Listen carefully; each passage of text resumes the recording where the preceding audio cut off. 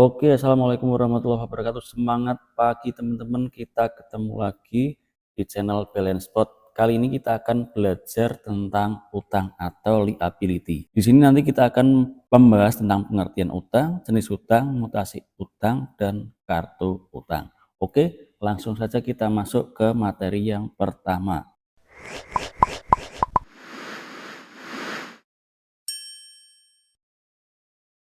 Yang pertama, pengertian utang.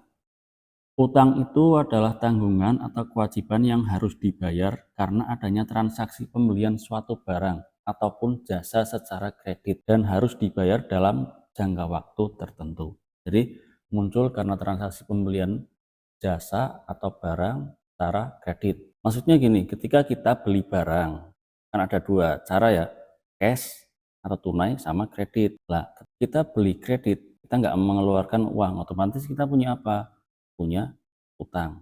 Itu ya, makanya di sini adanya transaksi pembelian suatu barang atau jasa atau kredit dan harus dibayar dalam jangka waktu tertentu. Makanya ketika kita nggak ngasih uang, kita beli kredit, timbullah utang. Itu maksudnya seperti itu. Itu pengertian utang. Sekarang yang berikutnya, next. Lah, jenis-jenis utang. Utang itu dibagi menjadi dua. Yang pertama adalah utang lancar, yang kedua adalah utang jangka panjang. Utang lancar sendiri artinya adalah utang atau kewajiban yang jatuh tempo atau jangka waktu pelunasannya kurang dari 1 tahun. Ingat ya, lancar kurang dari 1 tahun. Ini clue-nya di sini, biar enggak lupa. Lah, contoh utang lancar itu apa?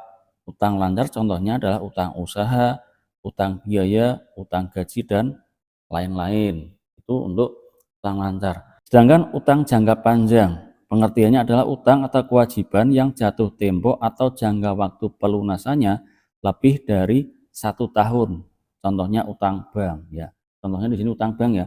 Utang bank kan biasanya ada yang ambilnya 1 tahun, 2 tahun, tapi umumnya lebih dari 1 tahun. Itu disebut juga utang jangka panjang. Jadi utang lancar itu kurang dari 1 tahun.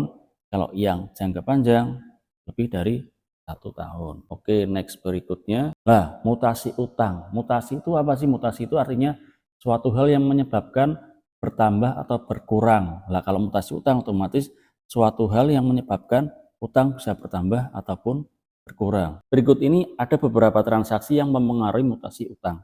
Yang pertama, pembelian kredit. Yang kedua, retur pembelian.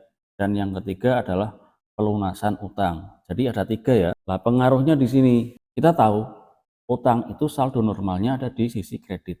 Nah, di sini transaksi yang pertama adalah pembelian kredit. Pengaruhnya apa kalau ada transaksi pembelian kredit? Pengaruhnya menambah utang. Nah, posisi utang ketika ada transaksi pembelian kredit di posisi kredit. Masuk ke jurnal apa? Progress jurnal. Terus yang kedua ada retur pembelian. Retur pembelian itu kita sudah beli ya. Otomatis kan kita punya utang. Kita beli itu dikembalikan.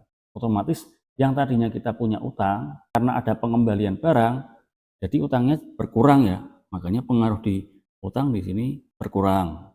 Nah, posisi utang karena berkurang di sisi debit. Transaksi ini dicatat di jurnal apa? Dicatat di jurnal general jurnal atau jurnal umum. Terus yang ketiga adalah pelunasan utang. Kita punya utang. Lah, kita utangnya sudah dilunasi, otomatis utangnya bertambah atau berkurang? Berkurang ya di sini. Ya, utangnya berkurang kalau ada transaksi pelunasan utang. Lah, posisi utangnya di mana? Posisinya karena utangnya berkurang di debit. Tuh ya. Dicatat di jurnal apa sih pelunasan utang itu? Pelunasan utang kan menggunakan uang ya. Kita bayar uang, otomatis kita mengeluarkan uang. Nah, dicatatnya di Cash Payment Journal atau jurnal pengeluaran kas. Itu untuk mutasi utang. Ada 3. Yang pertama pembelian kredit, yang kedua retur pembelian, dan yang ketiga pelunasan utang. Kalau pembelian menambah utang, karena kredit kita nggak bayar, otomatis kita punya utang ya. Utangnya bertambah. Retur pembelian mengurangi utang. Pelunasan utang juga mengurangi utang. Oke, yang berikutnya. Mutasi utang itu dicatat di mana? Mutasi utang itu selain dicatat di jurnal juga dicatat di sebuah kartu yang namanya kartu utang. Jadi kartu utang itu pengertiannya kartu yang digunakan untuk mencatat mutasi yang terjadi pada utang. Contohnya seperti ini. Ini ada contoh PT Batik Elektronik kartu utangnya. Ini periode Desember 2022. Nah, vendors. Vendors itu sama aja dengan supplier ya. Vendors itu nama kerennya supplier yang menyuplai jasa ataupun barang. Nah, di sini contohnya di sini ada nama vendornya atau suppliernya PT Anugrah. Terus vendor akunnya apa? Di sini ada kode vendorsnya.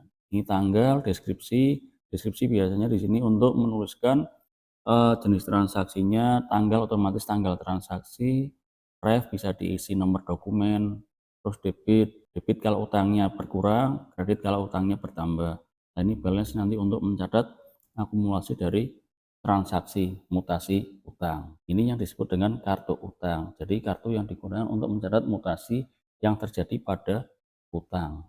Nah, itu sekilas materi tentang utang. Tadi yang pertama ada pengertian utang, jenis-jenis utang, transaksi yang mempengaruhi mutasi utang, dan yang terakhir adalah kartu utang. Mudah-mudahan bermanfaat. Kalau ada yang kurang dipahami atau ada yang mau ditanyakan, silahkan tulis di kolom komentar. Nanti lain waktu kita bahas bagaimana sih cara membuat kartu utang. Oke, nanti kita praktekkan. Sampai ketemu lagi. Terima kasih. Dadah.